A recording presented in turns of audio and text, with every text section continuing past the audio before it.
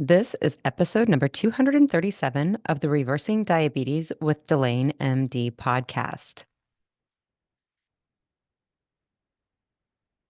Welcome to the podcast. Thank you for joining me today. Thank you for committing to your health. Today, we are going to chat about desires and cravings for foods. We're going to talk about what causes them and some strategies to help manage these. So, stay tuned for that before we get started.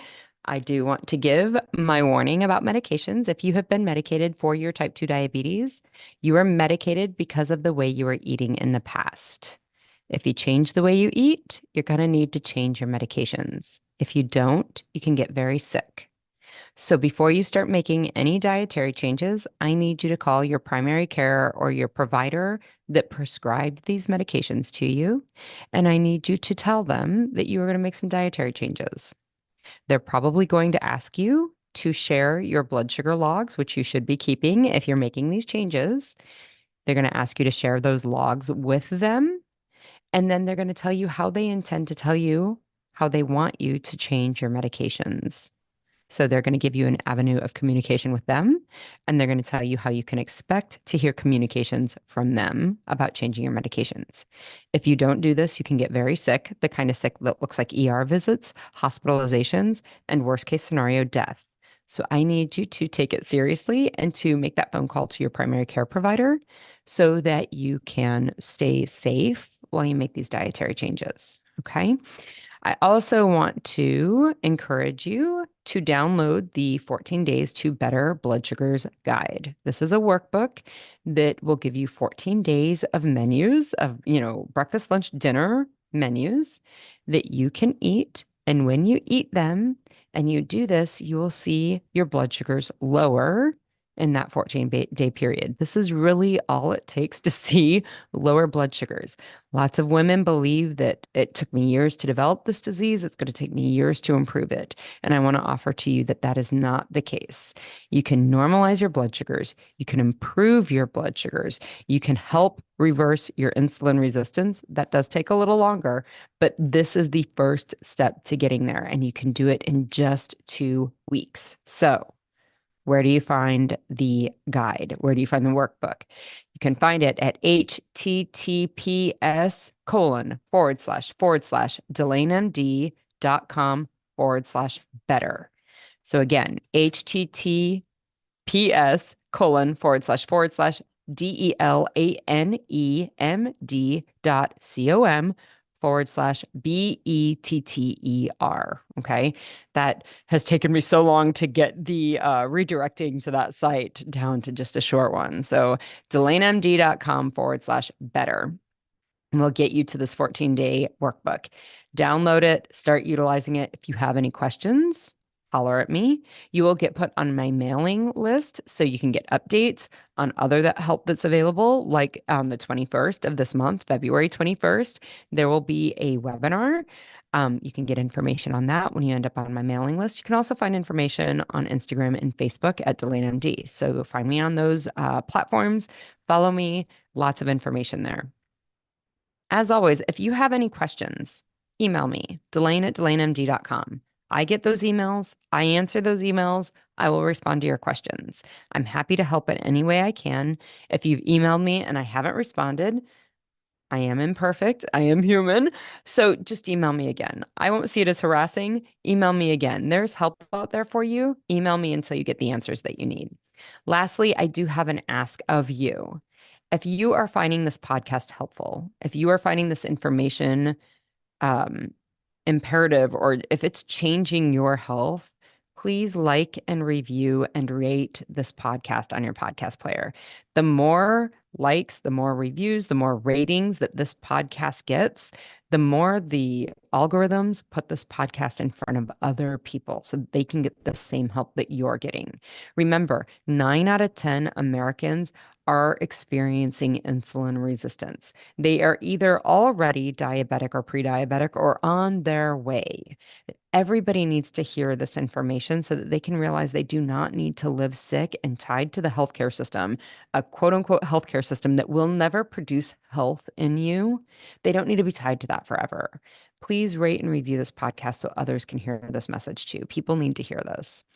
So, Let's talk. Let's talk about cravings. The strategies I have found to be most beneficial for my clients to reverse their insulin resistance and normalize their blood sugars and their A1C are three. There are three things. One, cleaning up your diet, cutting out the processed foods. That's what that means. Two, intermittent fasting. And then three, increasing your muscle mass. Of these three, 66%, two-thirds of them are impacted by cravings and food desires. So let's talk about that today. Everybody, many women, I don't know everybody, but many women, I hope the women that I work with at least don't believe this. They believe, though, many women come to me believing that the food that they desire is what's creating the desire for the food. They think that if the donuts weren't in the break room, they wouldn't want them. They think that if the candy jar wasn't filled with candy, nobody had refilled it with candy, they wouldn't want the candy. They believe that if their partner, their spouse hadn't brought home the candies, the bagels, the burgers, the fries, then they wouldn't want them. We believe, we humans believe that the food creates the cravings. And I want you to hear me that it's not the food creating the cravings. That is not what creates your desire for food. It's the thought that you have about the food that creates the cravings. Okay. And I want to dive into that. I want to dive into the belief, like it is truly the belief. And I use this example and I'll use it again, probably in this podcast. My mother loves brownies with nuts in them. When you put nuts, walnuts, pecans, pick your nut, I don't care. When you put them into brownies, they are automatically ruined for me. I am not interested in them anymore. The only difference between brownies with nuts in them and brownies without nuts in them, the only difference between my mother's desire for wanting those brownies with nuts and mine not wanting them is my belief about them. I don't like brownies with nuts in them. They are ruined in my brain once they have had nuts added to them. They are, my mom doesn't eat them without nuts, right? That's my mom's preference. The only difference between a brownie without a nut and my mom's thought that they're not appealing and my thought that they're amazing is our thoughts. The brownies are the same. This is true if you find that you like hot tamales or starbursts. Those are not appealing to me. They never have been. But you put something with chocolate in it, and I'm all over that, right? Some people are the opposite. The hot tamale and the starburst and the chocolate are not different when presented to person A or me. To one human that loves the hot tamales and to me, like there's no difference between the hot tamale. The hot tamale is not doing anything differently. The difference is my thought versus their thought. It is not the food that creates the desire. It is your belief about them. And I want to talk about that because we women think that the struggle comes from, what we don't realize, I guess, is that the struggle comes when we believe we shouldn't want the food. Okay. If I just didn't want the food, then it would be easier. I wouldn't have to struggle with it. If they just didn't bring the food, it wouldn't be there. I wouldn't want it. No, no, no. That is not what creates the want. The food being present is not what creates the want. Okay. The food being present is not what creates the struggle.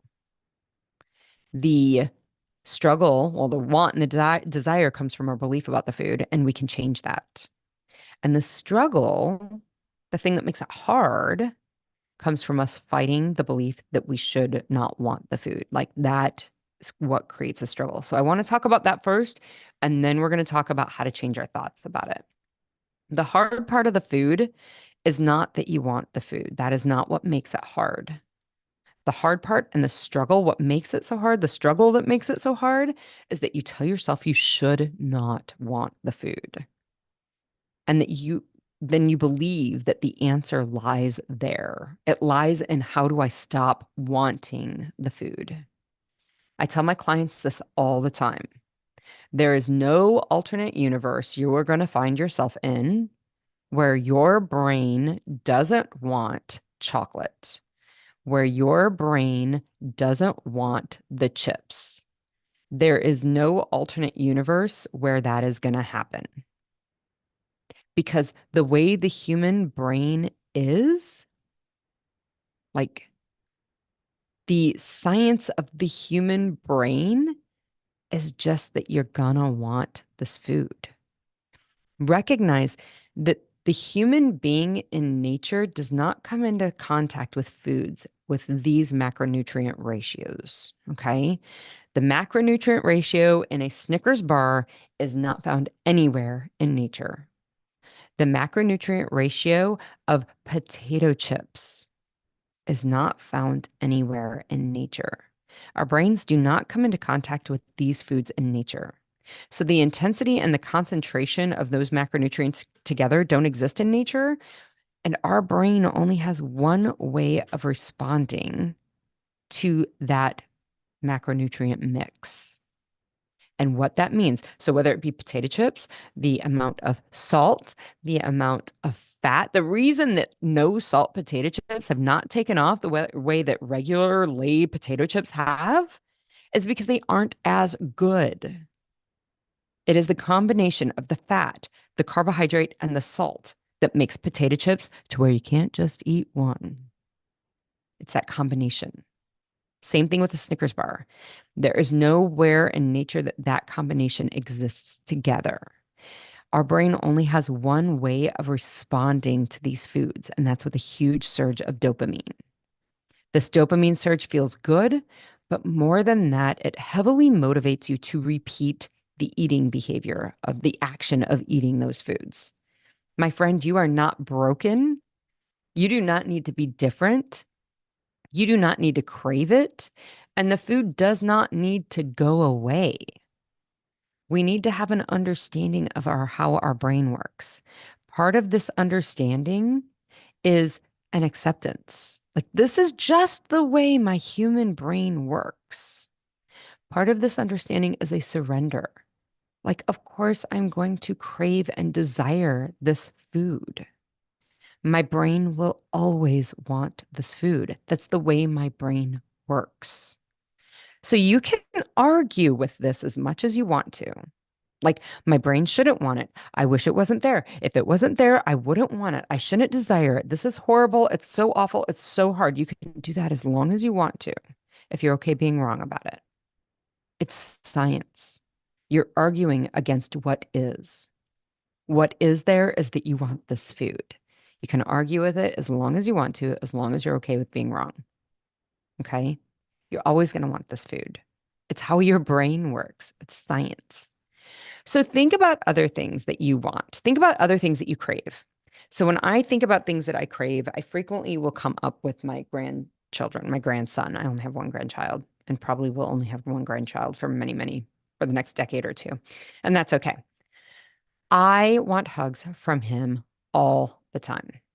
I want hugs from him all the damn time. There's not going to be a time that I don't want a hug from him, and I don't expect it. I also think about this with my teenagers. Like with my grandson's father, there were times where I always wanted hugs from him and I wish I didn't because he was kind of a little short sometimes. Okay. Like the reality of it, I love my son deeply and he's grown into be the most amazing human. And I'm so proud of him, deeply proud of him. But the teenage years are hard. And sometimes our kids act like buttheads. And we still want hugs from them, even though we wish we didn't, right? Because we're disappointed with them or we're upset about something that they did. Okay. You don't think like sometimes we will think that there's something wrong with it, but most of the time we don't think anything's wrong with it. When I think about the fact that I always want a hug from my grandson, I don't think anything's wrong with it. When I think about the fact that I always wanted a hug from his father, I don't think there's anything wrong with it. When I think about my sweet 15-year-old twins right now, and I think about how I always want a hug, and I do always want a hug from them, I don't think anything's wrong with that, even when I'm upset with them. There's never a time that I wish I didn't want one. And even when I can't have one because they're far away, like my grandson lives in another state, I can't get a hug from him. Even when my son is at school, my teenagers are at school and I can't be with them physically, I don't get upset because I want a hug from them. I don't think anything is wrong with wanting a hug from them. So, this is how I approach food too. Also, like I approach chocolate this way. I want chocolate all the time. Period. End of sentence. I want many varieties of chocolate all the time. Period. End of sentence. Right now, as I'm recording this podcast and saying these words, I want chocolate right now.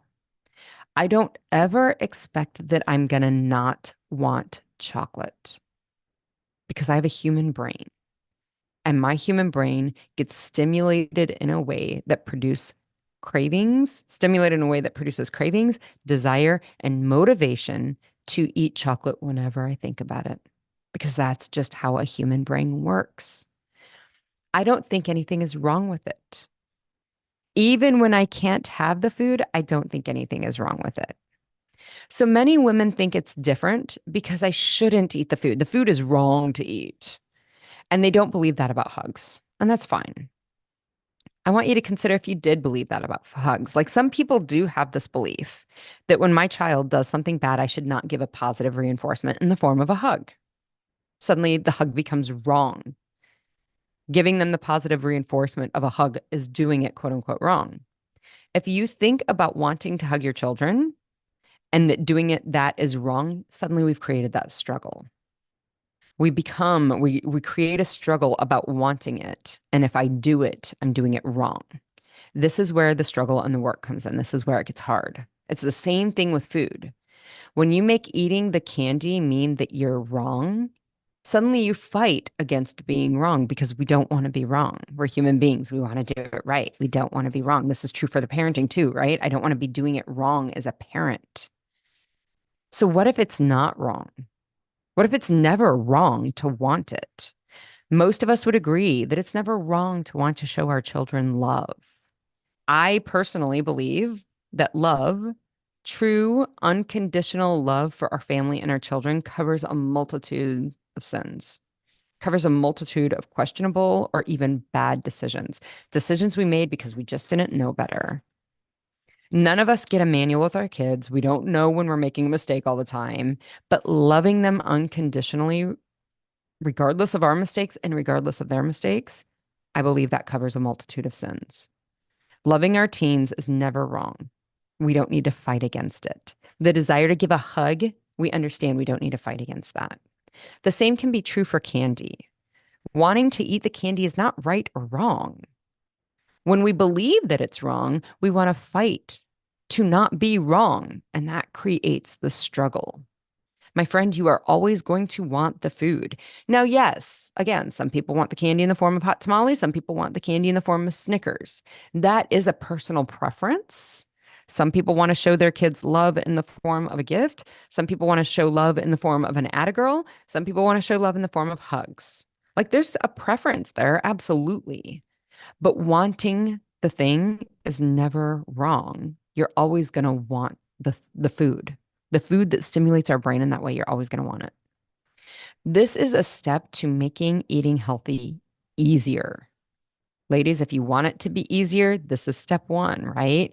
Understanding, accepting, surrendering means that you don't need to fight against it. And that means there's no struggle and it ain't hard. Okay. Your food doesn't create the desire. The food will create a dopamine hit, a dopamine rush into your brain, and that will create the motivation, i.e., the desire. But that happens after you ate it. That's not what's happening before you eat it. The desire for the food that you haven't eaten yet, the desire for the food that's in the break room, comes from the thoughts that you have about the food. Thoughts like, it's my favorite. I love that so much. It's so rare that I get to eat it. It's never around. I wish I could have it. It tastes so good. These are the thoughts and all of the friends to the thoughts, right? Like all of this family of thoughts that create longing, desire, want, interest, and intrigue in the food. They are optional. You don't have to think that. It may be the first thing that comes into your brain because it's been well practiced. It may be the first thing that comes into the brain because there's a reality there. I like chocolate. It tastes good. Brownies are delicious. Those are realities, but they are not the only thing that's true. The food that you think is so tasty, that you desire so much in the moment, like the truth may be that it was made with something you don't like. The example of my mom liking brownies with nuts and me liking brownies without them is a great example. If somebody just walked by me and was like, hey, brownies in the break room, I'd be like, I'd go through all the thoughts. Immediately, I'd pop into all of those thoughts. Oh my God, brownies are my favorite. They're so delicious. If I can get the ones that are crunchy on the edge and, gooey in the middle, those are the best. Brownies are so good. I love them so much. They're never around. They're never made right. Like, I mean, there's a long list of things that go into what I think about brownies. But if I walk by the brownies in the break room and they have nuts on them, it's gone. They're not there. I don't care how crunchy the edges are and how gooey the center is. It's just gone. So think about that. Like somebody could have made this food that you have suddenly had all this desire. You created all this desire feeling in your body for with something you don't like nuts or Splenda. My brother and I used to have a joke. I don't know if my mom will hear this, and it will be really funny to me if she does. But my brother and I used to have a joke that mom used to always try to make foods healthy. She always used to try to alter recipes to make them healthy. And so my brother and I had this joke that mom removed all the good tasting stuff and replaced it with sawdust, right? So it just didn't taste as good, right? So, like, I mean, all of the food that we think is so tasty, they may not be as tasty, but then there are the foods that are tasty, okay? There are the foods that you really do have that thought, but recognize of even the food, you go in there, it's everything you ever hoped a brownie or the candy or the chips or the nachos. It's everything you ever hoped them to be. The reality is there's another thought in your brain that makes you not want to eat them. If this wasn't the case, the food would just be the same as the hugs from your grandson, my grandson, or my son. They would just feel great and be good. There was no need to limit them. But the fact is, there is a reason you don't want to eat that food. And that's a thought in your brain. Okay. Why do you want to limit the food? Why do you want to not eat that food? Why do you not want to eat the chips? Why do you not want to eat the brownies? Why do you not want to eat the candy? Answer this question because this answer is your other thought. And you need to start building time with that thought. You need to nurture that other thought. You've been nurturing the thought that I love it, it tastes good, it's my favorite, I want it. You've been nurturing that thought for long enough. You need to start nurturing the other thought, not only the thought about how you like it. You need to start building the neural groove in your brain, the connection of neurons in your brain of the thought about why you don't want to eat that food. You need to practice that thought, not only the thought that creates the desire. Thoughts like, again, ask yourself the question, why do I not want to eat this food? I don't want to eat this food because it makes me sick with type 2 diabetes. That is a thought that you have that is just as true as brownies taste delicious. Okay. Instead of desire, you might produce a feeling of, the brownies are delicious. That creates desire. Instead of creating desire, the thought, this food makes me sick with diabetes, might produce a feeling of avoidance or resistance to eating it, or even enough time to take a pause, right? Like I'm questioning, I'm curious. This food makes me sick. Maybe that's a pause that you're creating there. This food makes me want more of it. That is also true about these foods, right? They're going to bind the, receptor in your brain that's going to make you crave more of it, right? The more you eat this food, the more you create dopamine about this food, the more you're motivated to eat it again, the more you create more desire for it. When I think this food makes me want more of it, it pisses me off. And I don't eat it because I'm pissed and obstinate and stubborn. And that's okay. It works for me sometimes. Avoiding this food makes it easier on me. When I don't eat this food, it means that I don't desire it all the time. That feels good. It feels kind.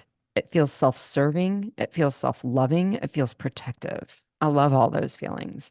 All of these feelings are vastly better than the desire produced from that's my favorite food. And that's what you've been practicing all this time. It's the desire thoughts, not the food. I'm going to say it again. It is the desire thoughts, the thoughts that create desire, not the food, not the brownie, not the candy, not the chips. Those things are what create desire, the thoughts, not the food. There is something you love, and there is something that is ma or even, meh or even blah, like that you don't. You're going to have to figure out how to distinguish between those two. right? Maybe you have the super intense desire that comes from that's my favorite food. Maybe, maybe it's the I could eat that that creates all that excitement. Yes, you're going to have that. And maybe the thought that this food makes me sick, maybe that's not as enticing or sexy or as intense as the desire is. And that's okay. But you're going to have to start spending time with this other food, or I'm sorry, with this other thought, so that you stop having the desire. You're going to have to grow these other thoughts. That's how it makes it easy. You have got to stop fighting the idea that you've got to remove this food from your life so that you don't want it. You're never gonna, unless you move to a deserted island, and that would be awesome. We could start our own colony. I hope it's warm and tropical all the time, and there's not any of these foods. That would be grand. I have not yet been able to master how to get onto that island, so I don't think that's gonna happen. And I don't know if you do, that's awesome, great, but I doubt it's gonna happen for you either. What you do have much more agency to do is to grow the other thoughts that you have about these foods. They make me sick. They make me want more. It's easier on me if I stop eating these foods. Long term, it's going to be easier to live a naturally healthy life without these foods in my life. Those are the thoughts you're going to need to start spending more time with.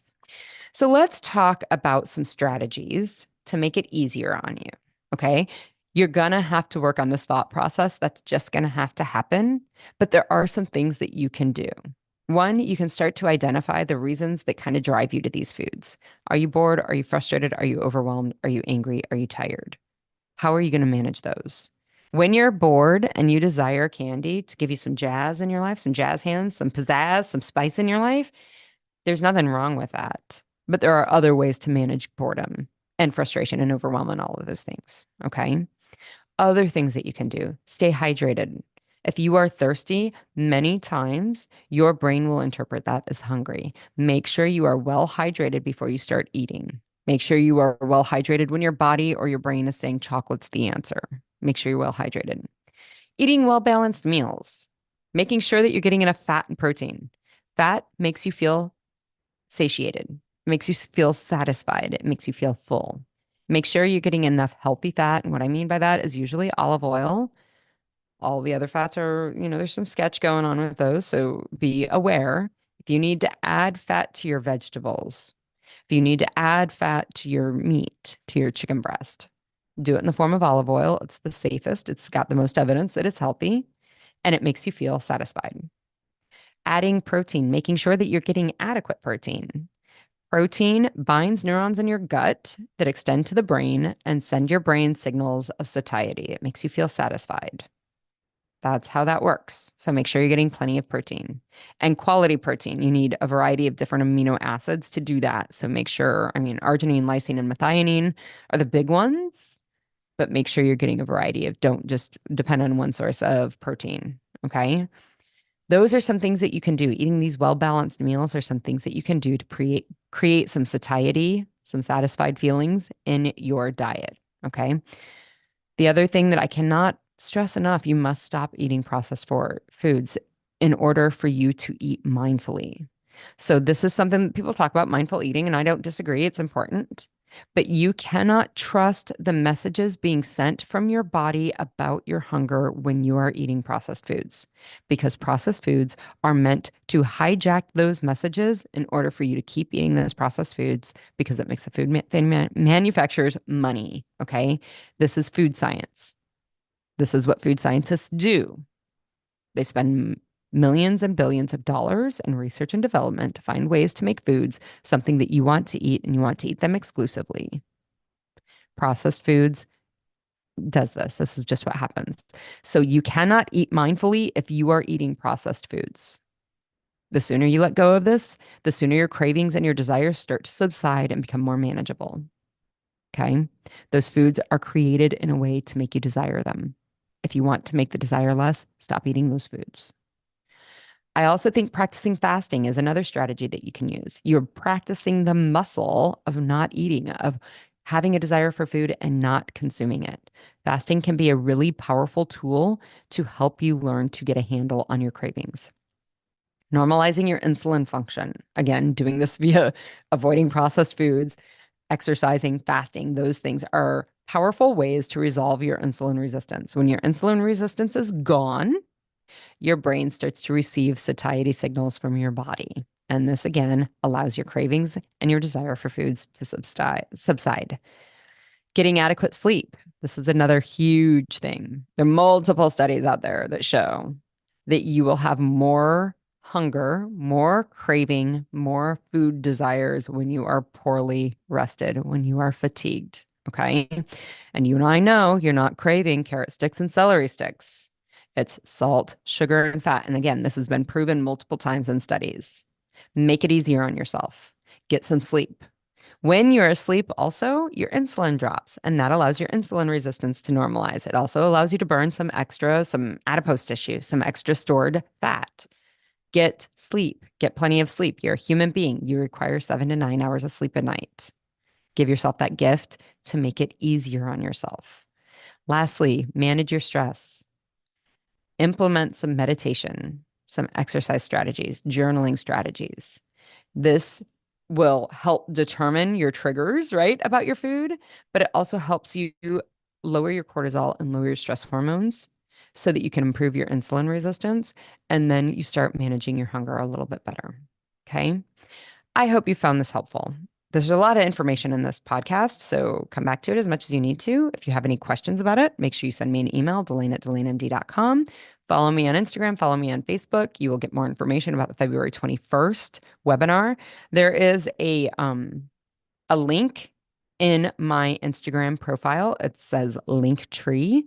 That's where you will find. You can also get a link to the 14 days to better blood sugar in that link tree. It lists out all of my different links. You can get to my website, you can get to the podcast, you can get to the YouTube, all of that jazz. You can get to the Facebook group. You can get all in there. If you haven't joined the Facebook group, I highly recommend you. It's wonderful environment, community of women doing the same work that you're wanting to do. So join that. But you can also get access. The registration link for the February 21st webinar will be in that link tree. So go find that there. Until then, keep listening. Keep avoiding foods that make you sick. Keep making choices for your health, your vitality, and your longevity. I will be back next week and I'll talk to you then. Bye bye.